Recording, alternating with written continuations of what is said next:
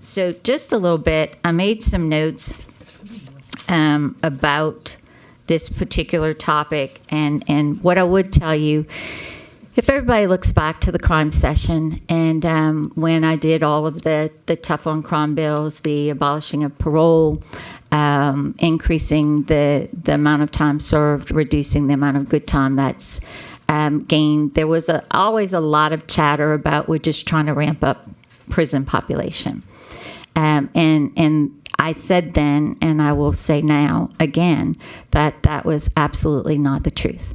And what we're looking to do is have inmates serve enough time to be able to gain meaningful programming so that when they're released, that they have a better chance of, number one, fitting in society, being productive in society, and most importantly, not returning to a life of crime, meaning reduce the recidivism rate. So that's what today is about, and that is what a lot of my focus I hope to be going forward. So in order to reduce incarceration and recidivism rates, we need to focus on programming in our state correctional facilities and local jails. But what's important to know is we are right now. It's not to say that we can't improve. It's not to say that we can't expand. It's not to say that, there's not things that we can do better.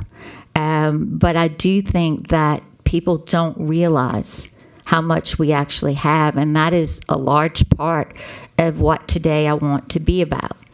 I believe, and Secretary Westcott can correct me if I'm wrong, I believe Louisiana currently operates non-regional reentry programs and 3-step programs, amongst other local programming, which we have Sheriff Cobb here, the Executive Director of Louisiana Sheriff's Association, who will also talk about what we have. And that's allowing people in prison to learn basic work readiness, money management, anger management, substance abuse education and treatment, parenting, and other life skills, as well as getting certification in specific job skills and being partnered with employers upon release.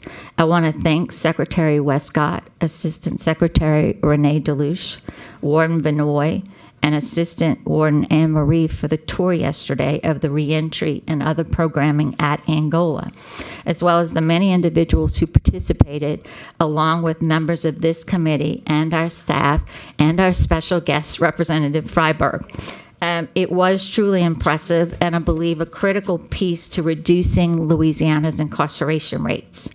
We have some speakers today who are going to provide more information to better inform us as to what is available, and also should additional legislation be needed to continue to accomplish our goals.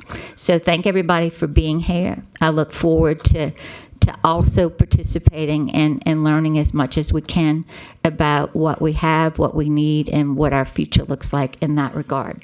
With that, I've been asked if Eric Lane can come up and testify. I think Mr. Lane is under some time constraints. So, Mr. Lane, if you want to go ahead and take a seat at the table and introduce yourself anywhere you want to be, I'll turn on the mic wherever you sit. I'm Eric Lane with Jerry Lane Leaderships. We're very proud to talk about this because we've been working. My dad was on Prison Enterprise Board before me. After he passed away, I was elected to Prison Enterprise Board. So we've been on the Board of Prison Enterprise for probably 25 years between the two of us. We've gone to Angola to work with the rodeo for 35 years also. And me going up there with my father, I had a lot of preconceived notions about going to a maximum security prison, like most people do. And after I began to get to know the people, I began to realize that, a lot of these people made a mistake in a moment of passion or under the influence that they're paying for the rest of their lives. And maybe they should. So I'm not here to advocate people shouldn't be punished.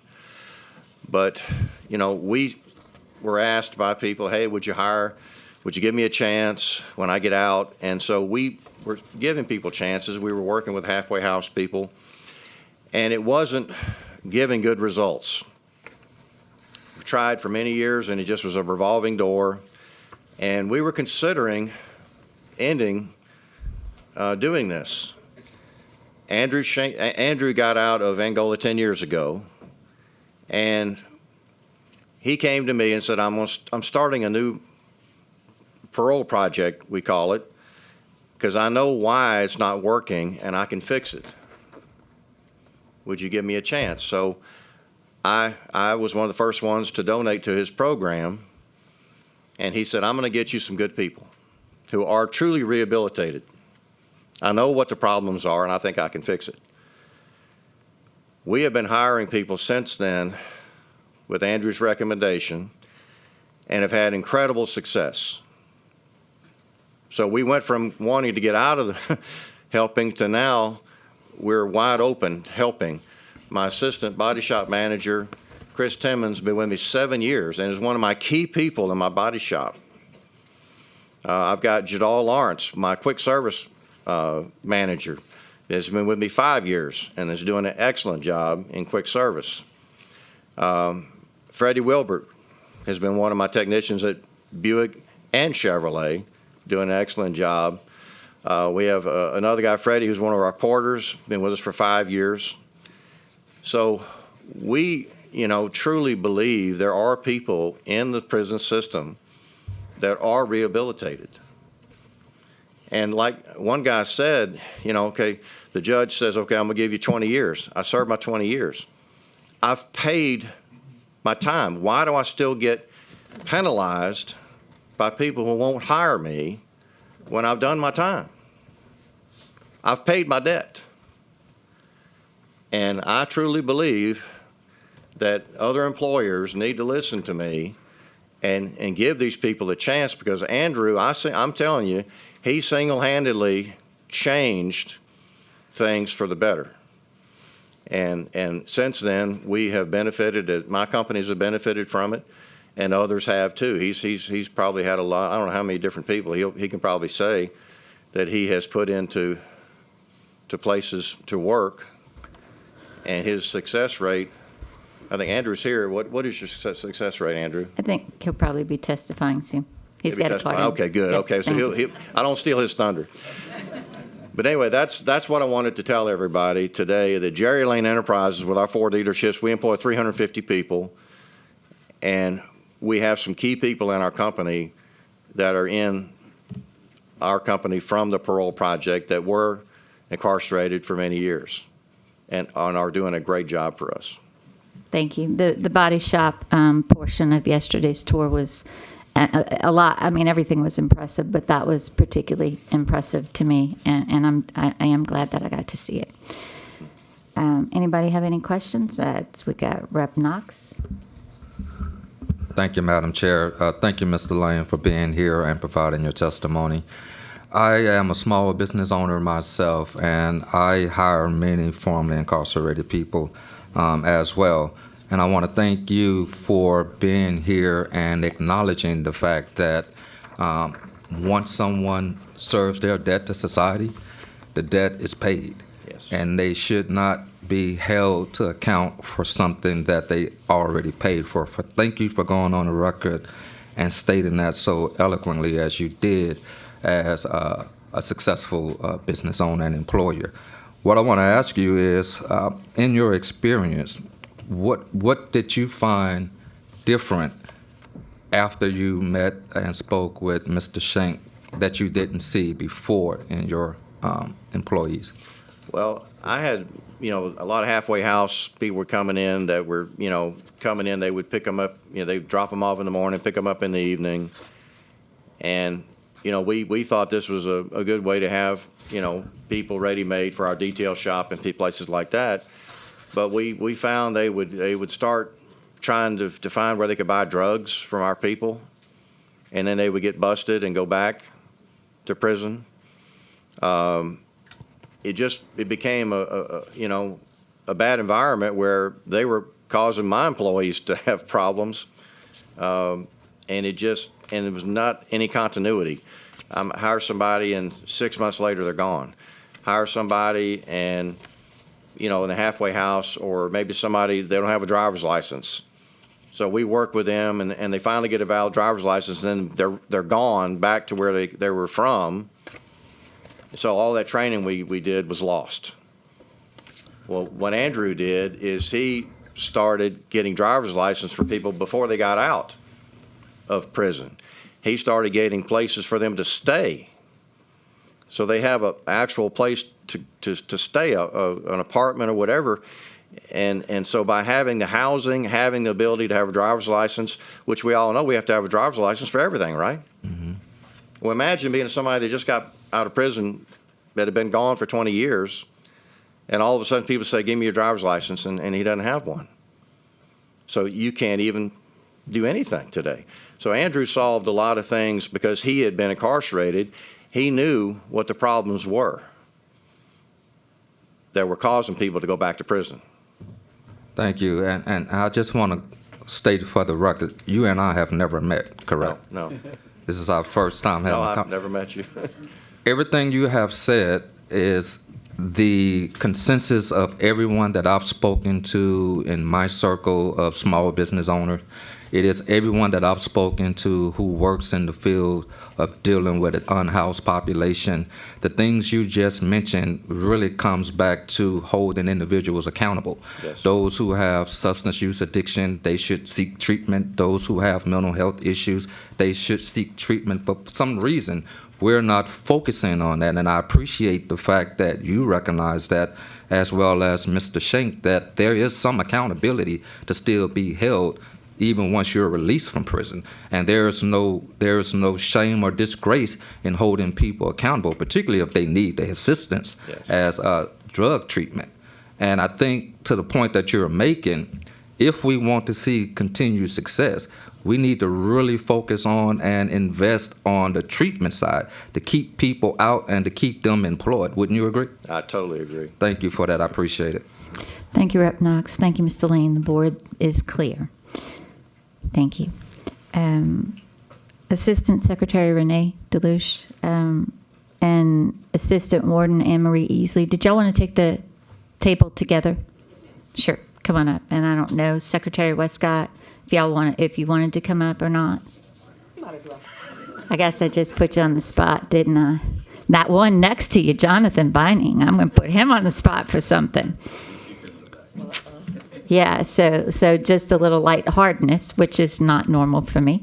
But I'll surprise y'all in the new year. I hate cameras, and I dodge from cameras. And Mr. Vining always wants to take pictures with me. And yesterday, he told the assistant secretary that I wanted a group photo. So then she looks at me and says, where do you want to take this photograph? And I'm like, I don't care. Y'all want a photo wherever you want. She says, well, Jonathan said you wanted this photo. Busted, Jonathan. He got his photo. He did. I haven't seen it yet, but I hear it's good. Yeah, it's fine. It might be the only one he ever gets of me, but enjoy it. Love you, Jonathan. So I don't know who wants to start. I will let y'all decide however y'all want to go ahead and give us the information. And I'll just announce. Hi, everybody. I'm Gary Westcott, Secretary of Department of Public Safety and Corrections. I want to thank those that did come to the tour yesterday. I hope you enjoyed it. I hope you were impressed, like you said. And those that weren't able to make it, anytime you want to come, we have open invitation. Warden Vanoy and Assistant Warden Easley run a tight ship over there. They have tours all the time. So anytime y'all want to come and see what the great things that they're doing, come on over. And again, and then at this point, I'm going to turn it over to the brains in operation, these two. So thank you. go ahead. Good morning, everybody. Assistant Secretary Renee DeLuce, Department of Public Safety and Corrections. Assistant Warden Anne-Marie Easley, Louisiana State Penitentiary. So what we're going to do today is basically just give an overview of all the things that the department is currently doing and where we're projected to go in the future. I want to echo Secretary Westcott's comments. We really do appreciate everybody that took the time out yesterday. Understand that you have very busy schedules, and coming up there and seeing what we have to offer at just one of our facilities is greatly appreciated. So thank you again for coming yesterday. So we're going to breeze through this. The vision, I'm not going to read, everyone's able to do so, but basically the vision for the Department of Corrections ultimately is public safety. That is the first and paramount thing. Then after that is returning people from incarceration back into their communities better than which they came in. And then with that, giving them the opportunity to get an education, to get the programming, to address the mental health issues, to address the substance abuse issues, and make them a better, productive citizen when they return to their communities and become taxpayers instead of tax burdens. So with that, the goals and the priority, staff and prisoner safety, provisions of basic services, opportunity for change, opportunity for making amends, and reentry. The overview, currently, the probation and parole population actually has increased. The total population right now in our state facilities is roughly 725. DOC population in our local jails, 14,791. Total population in our work release facilities is 1,582. And then our probation and parole population has started to increase, and so that number was from our last quarter. The average between September, October, and November is actually 49,000. So we are seeing an increase in our probation and parole supervision. And then our release information was from 2024, and in 2024, we had 12,822 persons released from incarceration. With the incarceration... Can I stop you real quick? Absolutely. Two things on that. The work release program. Where do we have those programs? Do you know offhand? I believe there's one, in Lafourche Parish? There's actually a list of them, and I can Okay. forward that to the... That would be great. forward it to, yeah. And then the release information, I think you said that was in 2024, the 12,822. Of the 12,822, do we have any stats on how many have returned? I can get that information regarding these stats specifically. Thank you. You're welcome. We had good time was 87%, full-time releases was 6.7%, and then parole was 0.9% of that population. But we can get the work release to information to you, as well as the recidivism rate or return to incarceration. Thank So you. you want the return to incarceration rate, not recidivism rate? No, probably the recidivism rate, I think, would be most important.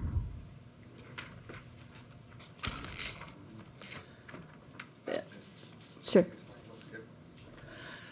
I think the assistant secretary could do a better job at that. So since she asked the question and now you're asking, So when it comes down to recidivism rate, it's based off of when somebody has completely separated from the department. And then you have a 3-year, 5-year, 3, 4, 5 year after that. So it's not an immediate return to incarceration. Then also, that doesn't take into consideration our probation population. Our probation population isn't considered recidivism. So when we talk about recidivism, the way that we speak of it in these committees, it's parolees that are released from an institution who return to the institution after a span of separation. So, yes? Okay. Let's see. Ross, it's not. I don't think it's the screen's not moving. Froze. It's Can you punishing forward me for interrupting her. But I can continue without the visual until we can get it Let's see figured if we out. can get it real quick.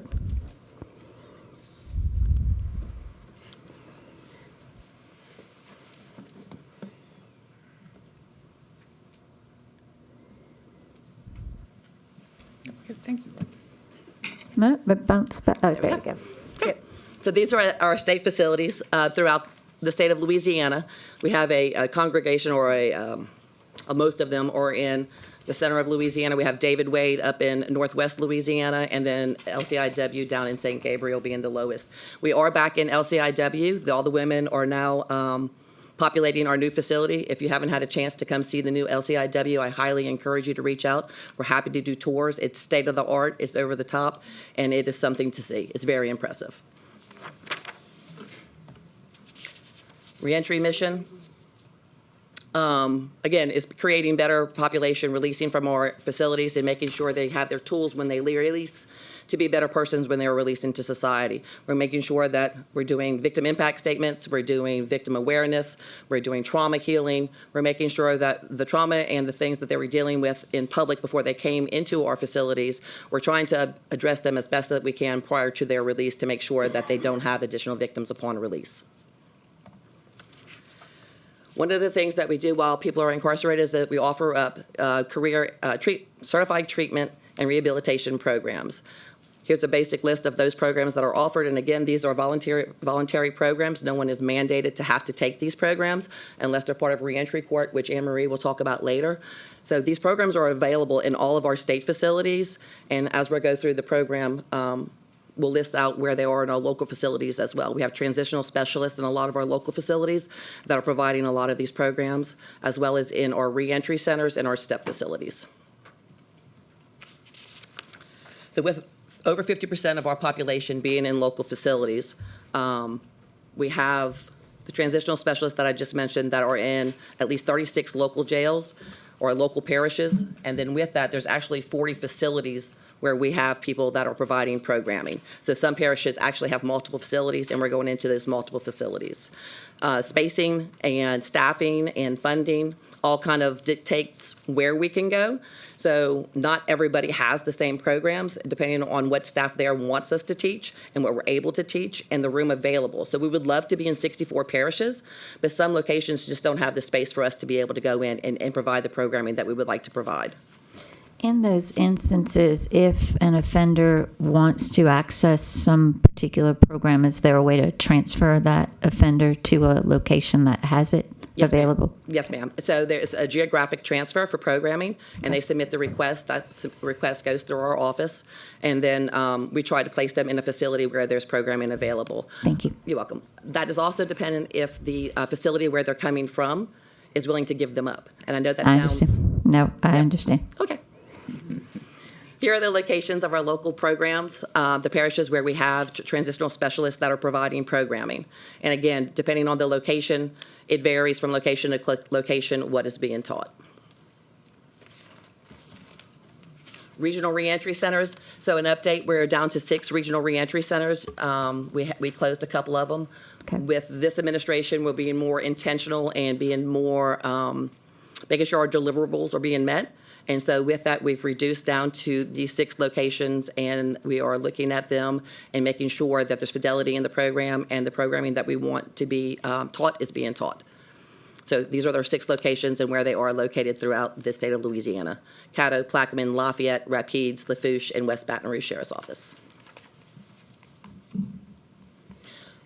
Earlier, there was mention about driver's license and IDs. When somebody releases from our locations, our state locations, our facilities, we make sure that they are issued a state ID. We have a driver's license program at Louisiana State Penitentiary. So if somebody wants to obtain their driver's license, they can do a geographical transfer and ask to go to Louisiana State Penitentiary and obtain their driver's license while they're incarcerated. We understand that those things that birth certificate, vital records, birth certificate, social security card, driver's license, those are paramount for anybody upon release. And so we try to get those things for the persons before they release to make sure that they have that best step forward upon release. Is this only for those who come through the court system on the reentry program? Or is this for anybody? Okay, great. So all DOC facilities have transitional specialists, and the transitional specialists are responsible for doing these things. Perfect. And then Medicaid enrollment, we do that prior to release. DCFS child support notification, we have a MOU with DCFS that before somebody is released, they had a child support obligation. The data is being shared back and forth, and we receive notification that a court date has been set prior to their release date. So within like 3 months of their release date, DCFS will say, okay, we need to schedule a court date for Renee so she can have her child support reenacted upon release. They'll set up a court date. We notify Renee while she's incarcerated, hey, you have a court date upon release. Probation and parole also gets that notification. When they come out under supervision, probation and parole will know, hey, Renee has a court date on February 14th to reinstate her child support obligation. So That's a relatively new MOU that we have, data sharing agreement, but it is in effect and it is working, and we have gotten some returns on those, the data sharing agreements. On the Medicaid enrollment, Yes, ma'am. we know that a lot of inmates have mental health issues. Is there a way that we're getting them, say, ready for their first prescription once they're out, if they're taking any type of mental health medications? Because we know if they get out and it's not available, chances are they're not going to take it. So are we working on that? Yes, ma'am, and they are released with some medications. Good. So they're released with at least a 30-day supply? 30-day supply. 30-day supply, and depending on the severity of the mental health, we will set up, the transitional specialists inside the institutions will set up an appointment post-release, and so that appointment's already set. So when the Perfect. person leaves, they know that, hey, they have that appointment. The flip side of that is free will. Oh, absolutely. Yeah, so they No, stop but- taking medications. Yeah, yeah. They don't go to their appointments, but they are released with medication to sustain until they can get to that first appointment. Perfect. Thank you. And I'll add, those that are eligible for parole or good time release, they have a mental health discharge summary that's sent to the probation and parole office with all their appointment information, all the medication they've taken. So before they even get out of jail, the probation officer is aware of what's coming to them, and they have a full report on them. So they Wonderful. work together. Thank you. And then same thing with the SNAP enrollment. 9 months pre-release, we go ahead and enroll everybody in SNAP benefits. And then the return portal is something that we've been working on years with Louisiana Works. It's going to basically be an Indeed for inmates. And so they'll be able to submit profiles in the higher network. The Louisiana Work has a higher network that the state of Louisiana, the population is able to get into and search for jobs. So inmates will be able to do the same on the inside. And so they'll be able to create a profile, have an email address. They won't be able to access interactive things. They'll just be able to look up what jobs are out there and what credentials do I need to get that job. And then, I want to be a welder. These are the classes that I need to do to become a welder. I want to be a carpenter. These are the things that I need to do to be a carpenter. Then not only that, they'll be able to, as they get closer to release, be able to start submitting those resumes to the employers. And then a month or so before release, we'll be able to do virtual meetings. If the employer is engaged, then we can have the virtual meeting and they can do interviews before the person is actually released. And then upon release, they can meet them in person. And again, with the tax credits and the fidelity bonding, we're hopeful that that will increase the amount of persons that are being hired post-release. Representative Freiberg, did you want me to interrupt for a question? Sure. Let me get you on. There you go. Thank you, Madam Chair. These assistance items here, you say they're at all the 6 or 7 state prisons. The 8 state Now, facilities. are those requirements or are those things that are available? No, In ma'am, other the- words, does everyone who's released get Medicaid? Enrollment. So nothing gets turned. We enroll them. And Okay, then so post- every prison does that? Yes, ma'am. And every prison gives either a birth certificate or social security card? Yes, so we apply for them, whether we receive them or not prior to release, that's a different story. So out-of-state ones are a lot harder to get, and it takes more time to get them, but we do apply for them. So we have to apply to vital records. We have to apply to the Social Security Administration to ask for the duplicate cards and duplicate So birth all of certificates. these are required at all of your prisons, and all of this is done? Yes, ma'am. Okay, thank you. What about, just for clarification, what about DOC inmates who are housed and being released from local jails? Local jails are a lot different. Okay, that's what I wanted to clarify, just Yeah. in case. Okay. So with the transitional specialists, when we have transitional specialists in those facilities, and those are the parishes that we listed a second ago, we try to do as much as we can for them. Unfortunately, a lot of people that are sentenced and remain in the local facilities do not have a long sentence. And so be able to get the things that we need, we don't have the time constraints to do so. Sure. Okay, thank you. Educational programs offered. So when somebody comes into a DSC facility, they are processed, and during that process, we do a TAPE test, which is adult basic test for adult basic education, to see where they are on the scale of literacy. Do they need to complete literacy? Can they work towards their GED? Are they able to do adult education? Where do they fall on that scale? And then we meet them where they are. So all of our teachers meet the students where they are, and then every 6 months, I believe it is, we'll retest them to see if there's progress. And if there's not progress, why? Is the student not participating, or is the student not able? So there's a difference between not wanting to progress and just going to the classroom and sitting down because I want to get out of my block, or is it I'm cognitively not able to progress? And if that's the case, then they continue to stay in the class and we work with them on their level. Representative, okay, let's see. Go ahead. Post-secondary, we have post-secondary education that's available in our state facilities as well. College, university degree programs in career and technical education. We have over 135 industry-based certifications and training programs. We also have a partnership with the Louisiana Community and Technical College Systems. I think the next slide, yes. So this is a breakdown of our academics for 2024 to 25. And our state facilities are located on the left, the locals are on the right. In literacy, we had 437 inmates enrolled, 64 completed, adult basic education, 30 inmates were enrolled, completers 3. High set, which I think is impressive, we had 1,500 enrolled and 284 graduates. In the local facilities, we had 3,682 enrolled, 680 inmates completed. High set, 1,730 enrolled with 332 graduates. Something else that everybody may or may not know is the Department of Corrections has its own school board. So with that, if there's any issues, we address it. We're a sanctioned school board for the state of Louisiana. Career and technical education data, the industry-based certifications, an average enrollment of about 1,469, and we had over close to 4,000 certifications earned in fiscal year 24-25. With our LCTCS partnership data, we had the average enrollment of 68 and program completers of 86. In our local facilities, we had 805 inmates enroll and certificates earned 1,622. And again, LCTCS partnership, 110 inmates with 152 certificates earned. Assistant Secretary, let me ask you Sure. real quick. We know traditionally that offenders return to the community they came from. Are we making efforts to match their skills training and certifications with jobs available in the area that they're most likely to return to? In a couple slides, I'll get to that. But yes. Thank you. You're welcome. Okay, great. Absolutely. Secondary data, associate's degrees, bachelor's degrees, master's degrees, associate's, bachelor's for state facilities and local facilities. So the state facility Bible College is NOBTS out of New Orleans. These are the degrees that were earned, and that is offered at Louisiana State Penitentiary and Louisiana Correctional Institute for Women. State facilities, we have Ashland University, Upper Iowa University, Tulane University, Loyola University, and I already mentioned NOBTS. Short-term expanded program is our STEP facilities. This was passed in legislation in 2023. This targets persons with third felony offenders or more.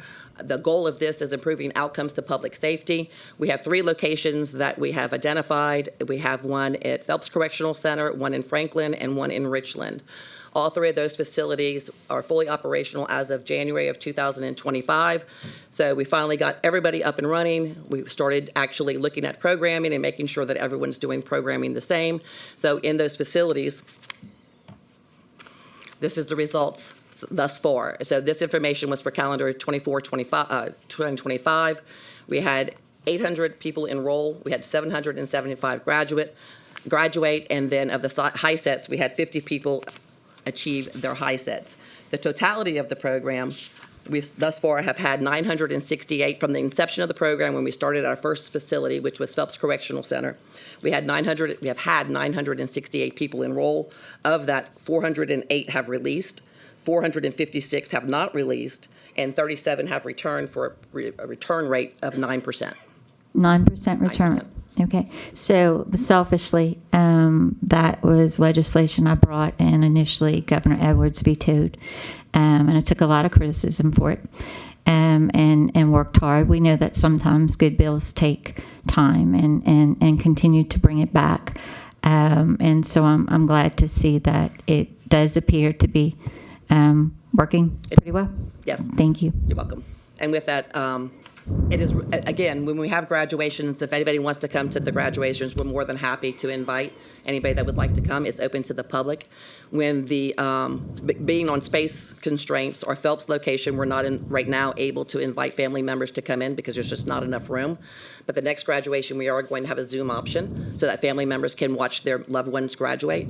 And then also at our Richland and Franklin locations, one of them did it in the Civic Center, and so their family members were able to come, and then afterwards they were able to have fellowship and share a meal together, and everyone was able to interact, because sometimes that's the first time they've walked across the stage. They have cap and gowns, they walk across, they get their certificate. It's a really rewarding experience for the family members to see, and then we acknowledge the ones that have had the high-set graduates. During that program, they stand up. We had our first National Honor Society person from our Franklin graduation recently. So he got up and he had his rope around his neck, which was pretty impressive. Thank you. You're welcome. The young adult program is down at Elaine Hunt Correctional Center. This is for the youthful population between 18 and 22 that have a remaining 2 to 5 years remaining on their sentence. They have mentors that they are paired up with in their dormitories. The mentors stay with them in their dormitories, and they shadow them. They walk through the day with them. The mentor is never far away from the mentee. During programming, they're in a dorm setting, so you can actually see the different color shirts indicate the different phase that they're in, so everybody can want to mimic the one that's ahead of them. And it seems to be working very well. I don't have all the numbers for that, but I'm more than happy to get it. The employment strategy. So with the employment strategy, as I mentioned a second ago, working with Voss Rio and the Hire Network, and Voss Rio is the virtual one-stop, I have it written down, the virtual one-stop reentry opportunity, reentry employment opportunity. So with that, we're working with LICAST, and we're able to do the different things on here. On the top left of your screen is the Hire Network. Then on the right-hand side of the screen is the regional labor trends. So through LICAST, working with Louisiana Works, we're able to say what job postings have been posted, what are the most popular job postings in the area. And as you can see, this one's for Jefferson Parish. And it lists who the top postings are, like what employees are listing the jobs, the qualifications needed, the top industries, future skill projections, top job titles, and posting summary. So we're doing that for each one of our district probation and parole offices. So we glean this information and we do it once a quarter. So once a quarter, our employment specialist does all this, submits it to the district offices, and the district offices can put it on their TV screens in their district lobbies, and it rotates through. And then they can print them out, and in each of the district offices, they have a brochure board, and so they can place this in the brochure board. So while people are in the lobby, whether it be somebody that's under supervision or a family member or a victim or somebody that's coming to report something, they can actually grab this as well and just have the information for their area.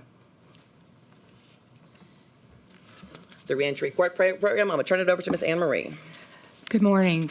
We have 2 locations that currently have the Reentry Court program, Louisiana State Penitentiary for males and Louisiana Correctional Institute for women for females. The current enrollment at LSP is 127, and at LCIW is 23. It started...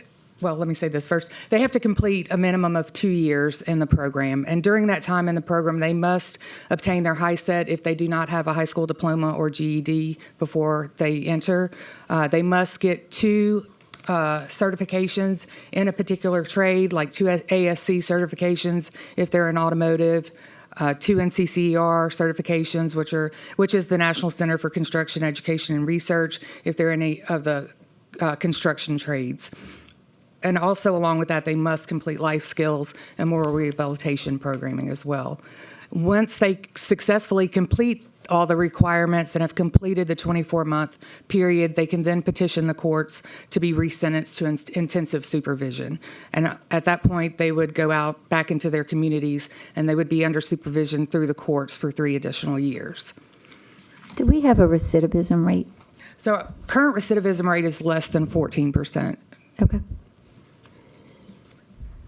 And this is correct me if I'm wrong, but the individuals participating in this program, it requires judge consent and DA consent. Is that correct? Correct. Okay, thanks. Yep, it's 135401 is what defines it. So to give some history on the program, it began in June of 2010 with legislation to start a pilot program with 2 judges out of Orleans Parish.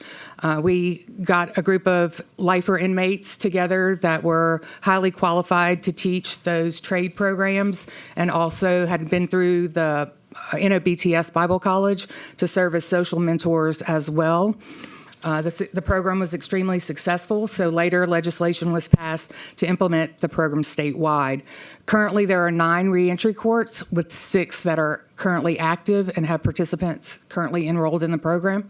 That's Orleans, Jefferson, St. Tammany, East Baton Rouge, Lafayette, and Calcasieu, and Ouachita. Ouachita, Plaquemines, and Terrebonne are the 3 right now that no longer have participants.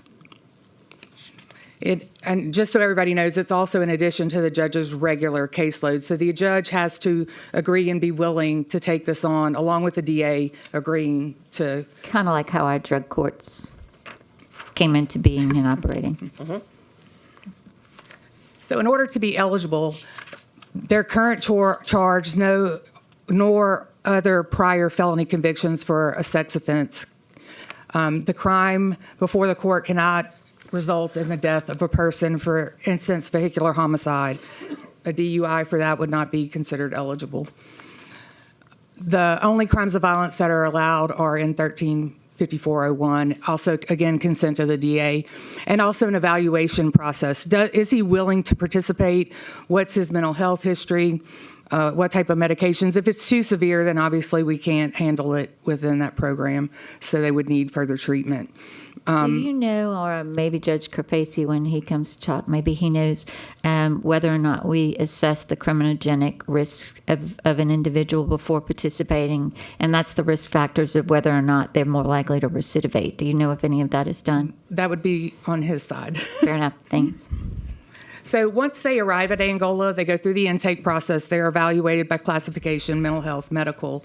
And we then start an introductory portion of the program for the first 90 days. They go through moral recognition therapy, which is a cognitive restructuring program, along with Thinking for a Change, which is one as well.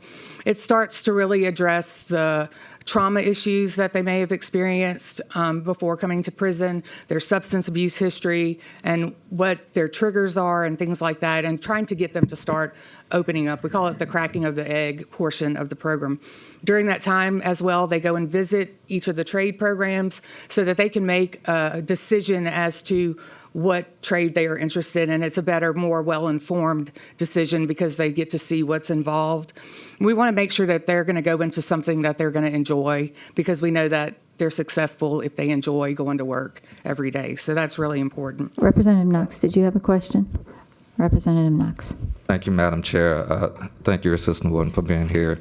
This is really impressive to me. I'm learning so much today, so if you can just indulge me as I try to get some clarity to some things that have been said as it relates to the reentry. I'm a little confused because initially you had indicated that the reentry is at 2 locations, Angola as well as the women prisons, and I think you said 127 men and 123 women. Or 23 women. 23? 23 women. Okay, and then you said after that there are 9 courts. I'm confused. When you say that there are 2 locations, and you gave the 2, Angola and the women, and then you said there are 9 courts. Are we talking apples and oranges? What are we saying? So there are 9 courts that currently are recognized by the Louisiana Supreme Court as reentry courts. They are the only courts that can sentence an offender to the reentry court program, which is housed at Angola for males and Louisiana Correctional Institute for women. So, and again, talk to me like I'm a 2-year-old. When we're talking about people in the program, are they including people of DOC inmates at the local jails? So this is prior to their conviction. They're going to take a plea agreement to come to the reentry court program. They may have a 10-year, 20-year sentence that is basically hanging over their head for them to go and successfully complete the program. And again, they have to be willing to go. The DA has to consent to that plea agreement as well. So it's on the front end. And they're sentenced specifically to the reentry court program, and they come straight to Angola or LCIW. I think I got it. So let me formulate my question another way.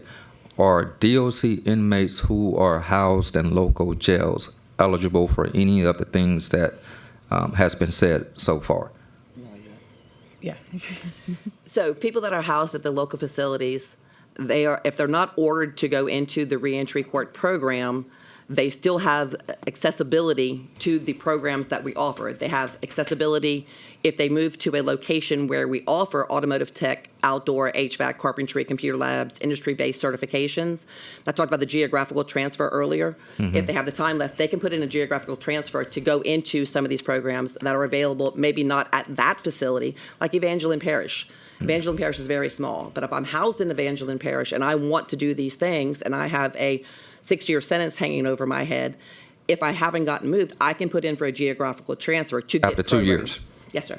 Okay, and I think I'm getting some better clarity now. They can do that at any time. 2 years is what the reentry court program, when a judge orders somebody specifically for the reentry court program, there's only 9 parishes right now, 9 judicial districts that can order people to those programs. Okay. And while that judge can sentence somebody to a regular hard labor sentence or a regular probation or a misdemeanor, part of their extra duty is that they have taken on the responsibility of reentry court as well.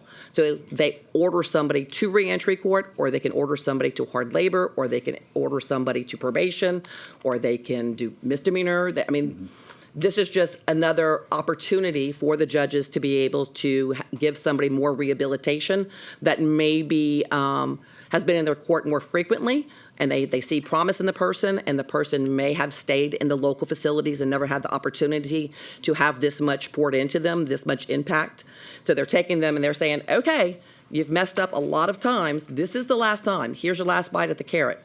And I'm going to give you 10 years. And after 2 years, with the stamp of approval from Warden Easley and the mentors at Angola and or the mentors over at LCIW and Warden Connors, if they give the thumbs up after 2 years, the judges can reconsider their sentence, and then they get a 3-year probation, and it's an intensive probation. They come back into the public on probation, supervised by a probation and parole officer for 3 years. And after those 3 years, if they've done everything that they're supposed to do, that the rest of that 10-year sentence, those 8 years, then go by the wayside. Let me see if I can help a little bit just to make sure. So when we talk about, and correct me if I'm wrong, when we talk about the reentry landscape today, it comprises a whole lot.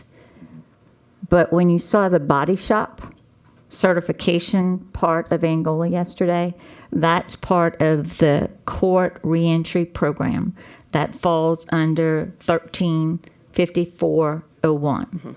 And that's where 9 courts in our state have chosen to set up and participate in the reentry court program. So as I understand, the only individuals who participate in that program come from the reentry courts that fall under Title 13 under that statute, and those are the parishes that are currently participating in it. Now, I think Judge Kerfasi, when he comes to talk, will help a lot with understanding about the program. But and I'm sure there are funding mechanisms and issues why other parishes don't participate. It's kind of like drug court. Few parishes started. A lot of parishes now have seen the promise and participate. So the body shop portion of yesterday's tour, it's only those 9 parishes that participate in reentry court under that title participate in that. But reentry landscape and everything Assistant Secretary DeLush talked about prior to talking about the reentry court is available to DOC inmates, the different programs that she's talked about. Got it. That's outside of the reentry court, if that helps. That helps a whole lot. Thank you, Madam Chair. I appreciate it. Thank you. So the going to the vital records piece, the SNAP, the Medicaid pre-enrollment, the driver's license, birth certificate, that's available to everyone who is just in the system. In state facilities. In state facilities. In state facilities. In state facilities. But it's not available to inmates who are housed in local jails that are state inmates. Some. Not all local Not jails. all. Is there a reason why? I'm just curious. So with it, a lot of it, so when it comes down to our partnership with the Office of Motor Vehicles, when it comes to driver's license or IDs, we have locations inside of our DOC facilities where we produce the IDs. So when it comes down to the locals, a lot of that has to depend on the staffing at the local jail. So the DOC, we do it in-house. And the local facilities, it would be a hardship on the sheriffs. The sheriffs don't have the staff. Everyone's understaffed. Right. And so we would have to develop some way for the sheriff to be able to, if funding is an issue, but it's time constraints for the most part, because you have to apply for your apply for your birth certificate, you have to apply for your social security card to be able to get to the ID and to get to the driver's license. You have to have some form of identification to get some vital records. You need some vital records before you can get an ID, just like anybody in the free world. Yeah. If I go into the OMV, I have to prove who I am before I can give you an ID saying that you're Renee DeLuce and you live at 23 Happy Street. Right. So I need that information. And that information, a lot of times, we're hindered by time constraints and staffing at the local facilities. Yeah, thank you for that. And I'm wrapping up, Madam Chair. The reason why I asked this because I worked in the unhoused population, and in that population, those are the A lot. main things that they're missing. Yes. Ironically, a lot of those individuals are formerly incarcerated Correct. people who end up unhoused. And so that's why I asked that question. My final question, can you give me a sense of how many inmates we're talking about who are housed in state facilities as compared to local jails? I think it's probably 50-50, huh? Yeah, it's Well, about 51%. 51% are in our local jails. And in our local jails, that also encompasses our regional reentry centers and our STEP facilities. So the 6 regional reentry centers that I mentioned earlier, those are local facilities. And so when you have your 64 parishes, those regional reentry centers, we try to pull the population into the regional reentry centers of people that are releasing in those areas or that were sentenced in those jurisdictions. Got it. So half the population of DOC is not getting access to most of these benefits you mentioned. Can I say, yeah, so some of the parishes are, because like, for instance, you might have a parish that's holding 600-700 DOC inmates. They have a transitional specialist and they have everything offered that we do. You have another parish like St. Martin, for instance, might only have 15 DOC inmates. They use them for trustees. They don't have a transitional specialist. So it's just a bit, we have other parishes that don't want DOC inmates, like get them out. Acadia doesn't house Jefferson doesn't house. DOC inmates, for instance. So, of course, if you have somebody that is sentenced in less than 60 days, they're going to stay at Acadia, even though they're a DOC inmate, but they're going to release with probably nothing. So Because Secretary Westcott, if I can narrow it down, while approximately half of DOC prisoners are housed in local jails, it's unfair to say that that half is not getting the program or services. In fact, a large You're correct. number, and we have Sheriff Cobb, Right. who's going to testify, follow you all up, to be able to give that information.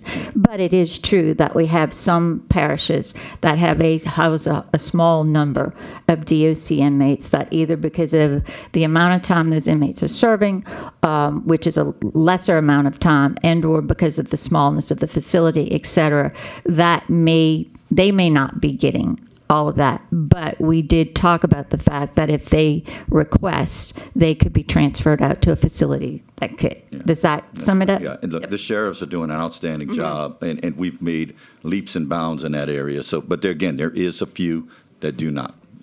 That's the reality of it. Yeah, and the programs that I saw yesterday and that I'm learning about today are really impressive, and I had no clue that we were doing all of that as a state. So congratulations. Let's see, I was a warden in you. Iberia Parish Jail. I had 115 DOC inmates. I went to that tour and I came back and I said, I want to send my people to that. They couldn't because Iberia is not one of the reentry court areas. So if you're in a DOC, you're a DOC prisoner in one of the local jails that's not in that 9 region, you're not eligible. So, but we do have other programs, Right. like what Renee talked about. So, And thank you, Rep. Knox, because that's what Yeah. this is intended Yes. for, to be able to educate everyone and hopefully to be able to continue to grow in that regard, because like you, I was very impressed as well. Assistant Warden? Just to continue on some of the programming that's offered to the inmates that are in the reentry court program, we offer Alcoholics Anonymous or Celebrate Recovery. Celebrate Recovery is a faith-based addiction program. Parenting, Financial Peace, Thinking for a Change, Getting It Right, My Change Plan, and then RDAP, which is a residential drug addiction program that takes place the last 90 days of their 24 months at Angola, and then Tyro Leadership, as well as 100 Hours Pre-Release and Inside Out Dad. The career and tech ed programs that we offer all offer industry-based certifications because we know that's what's important to employers. So, for instance, we have automotive technology, welding, collision repair, carpentry, HVAC, electrical, plumbing, generation repair, concrete, masonry, outdoor power equipment as well. And we're in the process of adding culinary and horticulture.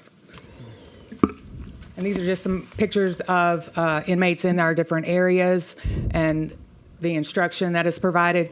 Again, I'd like to mention the mentors because they really are the heart and soul of that program, and that is why it's at Angola, is because of the mentors. The mentors are the ones that really make the difference in the lives of these men that are sentenced there. The mentors have been doing 20 plus years time, so they've seen it all. They can tell if they're really into the program for the right reasons, that they're not just in there to try to get a shorter sentence, that they're truthfully about turning their lives around and doing the right thing. So the mentors live with them 24/7. They escort them anywhere that they go. We have vocational mentors, which those individuals are just as qualified as an instructor in a community college or technical college in order to teach the programs that they are teaching. Our pass rate on the ASC test is over 80%, which is higher than any technical college or proprietary college in the country. The average rate is around 60, 65. So they are very well prepared to go out into the community and to work once they complete the program. Representative Horton, you had a question? Thank you, Madam Chairman. I just want to take this opportunity to thank Secretary Westcott and your staff for being so responsive to our requests when the parents contact us. We don't know the backstory, but you and your staff know it all too well. And I just want to thank you. It just makes such a difference in their lives. So I just want to take this opportunity publicly to tell you how much it means to us. Okay. Thank You're you. welcome. All right, and the next part of the presentation, we just recently had a father-daughter dance at Angola. It was the first one in the history of Angola, and it was extremely successful. We recognize that the children of the incarcerated men are doing time right along with them, and it's important for them to be fathers to their children despite where they are. So God Behind Bars, which is a foundation that provides religious programming in prisons, partnered with us. They went over and above anything that we could have ever imagined, and it was extremely successful. We had 29 fathers and 36 daughters that participated. Some of the men had not seen their daughters in over 10 years, and it's really important for them to reestablish those bonds. It was a chance for the fathers to apologize to their daughters for missing out on so many important events in their lives. It was so successful that we're now in May going to do a father-son event as well. Not a dance. Not a dance. So with it, Louisiana Department of Public Safety and Corrections, echoing what Assistant Warden Easy was just talking about, strengthening fathers strengthens families, and then strengthening families strengthens public safety. And at the end, we have any questions that we have. But before we get to the questions, I do want to mention something that was not in the presentation, and that's our Braille program that we have at LSP. I was going to ask, because you sure lived that Braille. It was awesome, but that's your baby. It is. And it's not my baby. Wendy Abair has been the yeoman behind this, pushing this, trying to get it where it is. I just fell in love with it, with the concept. So what we're doing is at Louisiana State Penitentiary, the guys there that are interested and volunteer for the program, they're learning how to transcribe. And the importance behind that is because there's not a lot of transcriptionists in the United States. And so these guys are learning, and they're getting certifications in transcription, and they're getting their names. They're getting certifications from the Library of Congress. So whenever they get their names and they get that certification, they get the certification from the Library of Congress. So their name, even though they're incarcerated at Louisiana State Penitentiary, they have a certificate that not many people in the United States have. In addition to that, we're also doing a Braille repair program, and that Braille repair program is going to be at Louisiana State Penitentiary and also up in the northwest corner of the state, north central of the state at David Wade Correctional Center. And with the Braille repair, we currently don't have anybody in the state of Louisiana to do Braille repair. So with Braille repair being in our state facilities, we'll be able to give back to the state of Louisiana's student population, K through 12. So when their brailer breaks, and that's their mode of communication, when their brailer breaks, not only will the school be able to give them a brand new one, but we'll be able to refurbish the ones that they have to be able to replenish it quicker and reduce the expense on the student. Because right now, they're just having to give out new ones over and over and over again, and then send out of state and go spend money out in another state to get the brailer repaired and then wait for it to get shipped back to Louisiana. So with that, we're hoping that, no, we're not, we're hoping, we will be able to fix the brailers in-house, be able to have a surplus of back brailers, so that way the refurbished ones can be given to the students, and we won't have to continuously buy brand new ones over and over and over again. So I just wanted to do that one because that's a really important thing for me. It was impressive. Chair Bacala? Thank you, Madam Chair. Just a couple quick questions and comments. First of all, personal story. I called the secretary because an inmate didn't want to leave Angola to go to hunt because he liked the training programs there, which kind of shocked me, but he helped him stay at Angola. No, I'm here, and they want to go like it used to not be, and they want to go there. Yes. Yes. I guess the biggest question, let me just, we talk about the impressive numbers of participants. Do you find that most of the skills that are learned, do y'all track whether they're in post-incarceration employment is in line with the skills they learned? So that has been the quagmire that has loomed over the Department of Correction for years, and we are actually working very well with Louisiana Works to get the NAICS codes. And so with it, previously with a data sharing agreement that we had, we were only able to get a certain amount of the numbers. And with those numbers, that said that somebody works at Dow Chemical. Well, I didn't know what they did at Dow Chemical. So if they got a welding certification, I didn't know if they were working at Dow as a welder, if they were working as a janitor, if they were working as a plumber. We didn't know.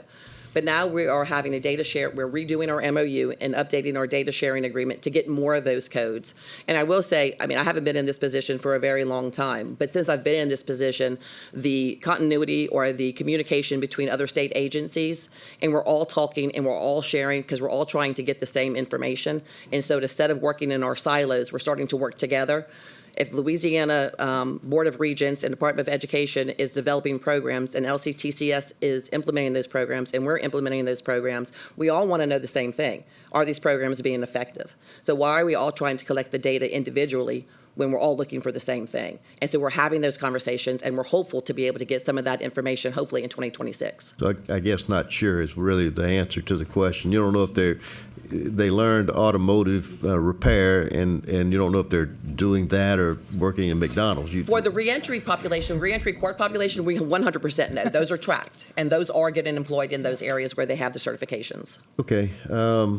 The second question, and this isn't really a question, we talk about the recidivism, but it's kind of, some of these programs are too new really to talk about low recidivism. They have to be in place 4 or 5 years Correct. before you truly know if that, and I think you're right. I'm just saying it's kind of hard to gauge it. If Early they on. get out and they're arrested, that's not recidivism. Correct. They have to wait the 2 years before they go to court to decide if they've been convicted or not. So Correct. so that it is a little soon, I think, to proclaim too much there, but I think you For the- will see it. Are you talking about for the step location, sir? I'm just talking about all of it, the recidivism rate. absolutely. The other thing that was surprising is that the number of local jail participants you have in programs, which in some cases look like they exceeded the DOC. I know it's a different inmate, and I'm assuming that are there, who do you target within your inmate population? I guess if someone's on death row, they're not being targeted for education, at least not skills. Is there a target population? Are you trying to hit the 25-year-olds or the? So your younger population definitely are of interest, but anybody it's voluntary. So anybody can voluntarily request to go into any of these programs. With our Title I funding, we have to make sure that it's a younger population, and that younger population is in those courses to keep up our Title I funding. Okay. But for over the entire population, it's anybody that has interest, we want to give them what they're interested in. If somebody wants to just sit down and do their time, we can offer it to them, we can nudge them, but we can't make them. Last thing you mentioned, so you might know somebody's working at Dow. I think that was the example you used. TWIC cards. you're talking about you getting Social Security cards and driver's licenses. Is that problematic or Very. something that y'all are? It is problematic. They're going to be denied when they apply first because they're a felon. So they're going to automatically be denied. But they have a set time to appeal, and they need to appeal during that specific time. And we've seen a lot of success when they have an employer backing them during that appeal time. They're typically granted. So really, on day one when they get out, Dow's not going to be the option. That may be 5 years after post release or whatever. So probation and parole has a draft letter in their database for TSA that they have gotten because so many people were needing the TWIC when TWIC came about. And so we've actually had TSA come down to our job fairs in Iberia and St. Martin Parish. Our RPM down there, Jerry Messenche, has done a great job connecting with them and had that communication to explain that this is a hardship for people that are releasing. So as Anne-Marie was talking about, there's an appeal and a waiver process. So because they have that felony conviction on their letter, when they apply for it, they have to apply up front and pay for the application. Then we always tell them, probation and parole tells them, and I'm sorry, my background's probation and parole, that's why I'm talking about it. So they get the rejection back, they have to bring that letter in, and we can look at it and say, were you denied, and why were you denied? Were you denied because you were arrested for this charge and you were never convicted, or were you arrested and convicted on this charge? Because there's two different ways that you can go.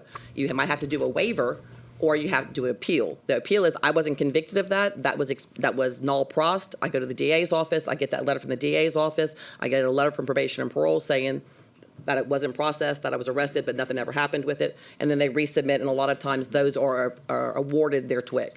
On the appeal process, on the waiver process, we're asking for them, yes, we did do this, but with a letter from my probation and parole officer, a letter from somebody in the community, whether it be a pastor or somebody that is supporting them or recommending them, they resubmit, and a lot of times they're approved as well. Okay, last question. You threw a bunch of numbers up. What percentage of your total inmate population, state and local, of 40,000 or so, participate in some program at any given time? Oh, a majority, and I don't know those numbers, but I can get you that percentage, but a large majority. I would say over 75%. Okay, that's all. Thank you, Madam Chair. Thank you. Rep. Knox.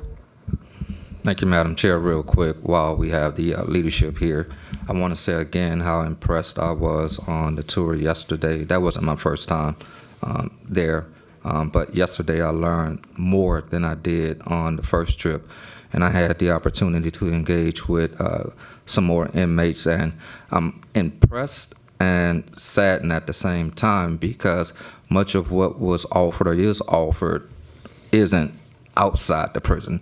So that's a real concern that I have. And it's unfortunate that when I engage with some of the inmates that they tell me that they didn't have the opportunity to have that amount of access to all of the programs that you guys offer behind bars. And it's also saddened to me that when I hear a grown man say that he had never heard another man tell them they love them in the true, pure sense of love until they got into some of the spiritual programs and the religious programs. That's sad to me, but at the same time, I'm impressed that at their stage in their life, they found that. And I said all that to say that I've spoken to some of you on yesterday as it relates to what's going on in my parish in New Orleans as to them being ordered to build a mental health jail. And I spoke to some of your leadership to discuss how can we have a conversation that we make that mental health jail not just for inmates, but for the general population who need that kind of service, either formerly incarcerated or not. So I just want to put that on your radar, make that public statement, so when I follow up to have a conversation, we can begin the dialogue to talk about how can we maximize that facility. Probably can talk to Chairman Dustin Miller in Health and Welfare about that. Okay, perfect. Thank you. It's definitely extremely important because I know as a local warden, and Kevin Cobb could testify to, the local jails have become almost like mental health hospitals. Yes. I mean, it is horrible. It is probably the biggest problem that they have at the local level. And then when they do become DOC, we get them all. And they all go to Hunt Correctional, and so again, Hunt Correctional has its own set of deals over there. But the Hunt Correctional has the worst of the worst. They have all the medical, all the behavioral, and all the mental health issues all go to that one facility. So it's complex. I want to take this moment, the board is clear, to thank and congratulate Secretary Westcott, Assistant Secretary DeLuche, and Assistant Warden Easley. I think y'all are doing an amazing job, particularly in this area. And I am so thankful that we had the opportunity to get to talk to you, get this. That's why I had to get rid of the 3-minute time limit, because I think it's so important that the public knows what y'all are actually doing, and how successful it is, and I really appreciate it. And I too was quite impressed yesterday. I'm glad I got to see it, and look forward to our continued work together. Thank you. Thank you. Thank you all.